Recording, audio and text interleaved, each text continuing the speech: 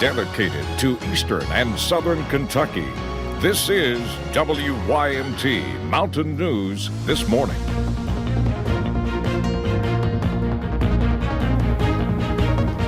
Good morning. It is 5 o'clock on this Thursday, June the 4th. I'm Will Puckett. Thank you for tuning in to Mountain News this morning. Well, we have had a string of absolutely beautiful days, if only the Mercury would agree. But we might be in store for a little bit of rain, if I remember correctly. I was a little bit sleepy Monday. So let's bring Brandon in, who is always well rested, to give you an update on what to expect on this Friday Eve. Brandon, good morning. Good morning, Will, and yes, you are correct. You remember correctly. There will be some rain today, scattered showers and storms. Nothing just yet, but you'll see here as we take the satellite and radar full, they're off in the distance there, and they'll be tracking this way as we get deeper into the morning, going into the afternoon hours. Let's take a look at some of those temperatures this morning. Another mild start to the day, but here's the thing. Even with some rain, we're not going to get rid of those hot and humid conditions. Temperatures close to 70 again this morning in spots like Moorhead, Prestonsburg, 69 right now, Jackson and Pikeville, 66, and Somerset and Williamsburg. Of course, the cooler spots down near the border there, Harlan, Middlesboro, and Jonesville, all in those low to mid 60s this morning. We take a look at the out the door forecast, and we are going to see again temperatures in the mid 80s, but not those upper 80s. We broke record yesterday for the second day in a row. After today, though, I think we'll be a little bit cooler as we head into the weekend before temperatures climb right back up early next week. Full forecast of the way here in just a little bit. Will. All righty, Brandon, thank you. Well, a fire in Pikeville yesterday created a loss for more than just the property involved. At Thankful Hearts, thousands of families benefit from free meals and outreach programs every year. After this fire, those programs are being threatened. Employees say the facility lost a significant amount of its resources. At least 4 trailers loaded with supplies were lost in the fire. I know we were losing items, food, and household items for fire victims and things that people in our community need that we give to them, and it was just devastating knowing that we don't have those items to give them anymore. You know, we've suffered an incredible financial loss, and it's pretty heartbreaking. Sloan says the items needed for the pantry's summer meals programs were all burned in the fire. She hopes to see the community donors step in to make sure the pantry can still fill that need this summer. The pantry is accepting online donations from anyone interested in helping with the relief efforts. Meanwhile, a man is dead after a motorcycle crash on Kentucky 122 in Floyd County.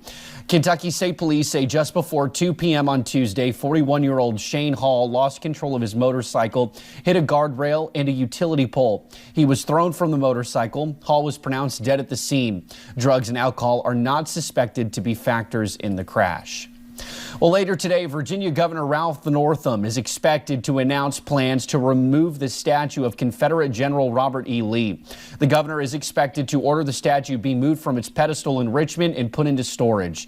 This follows Richmond, Virginia's mayor announcing he would introduce an ordinance to remove Confederate monuments on city land.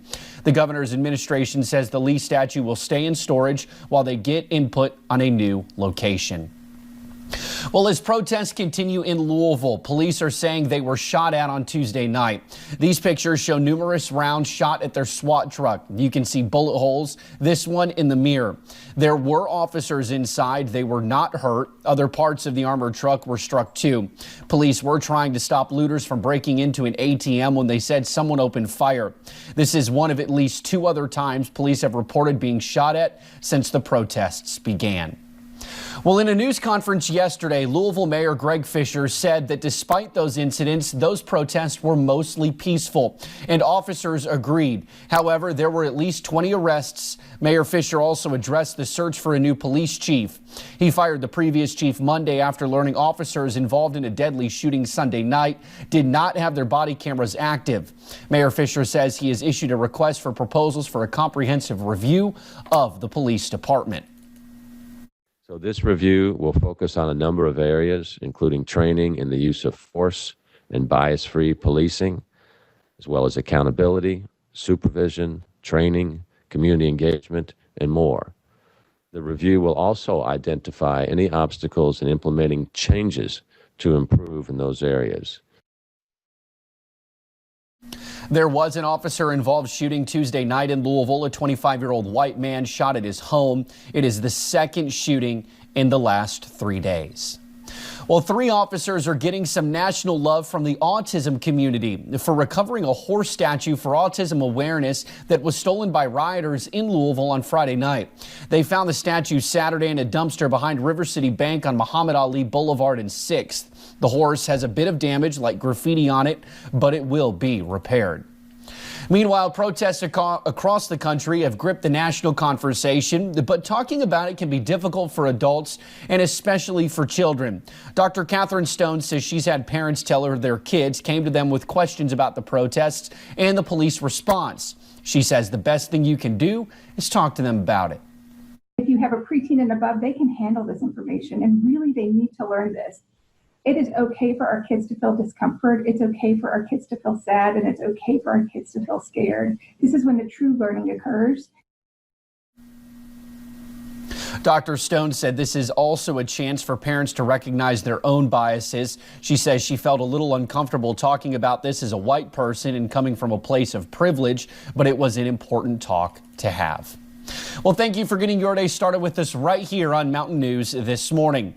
Coming up, we hear from protesters in Lexington about what changes they hope to see at the end of this unrest.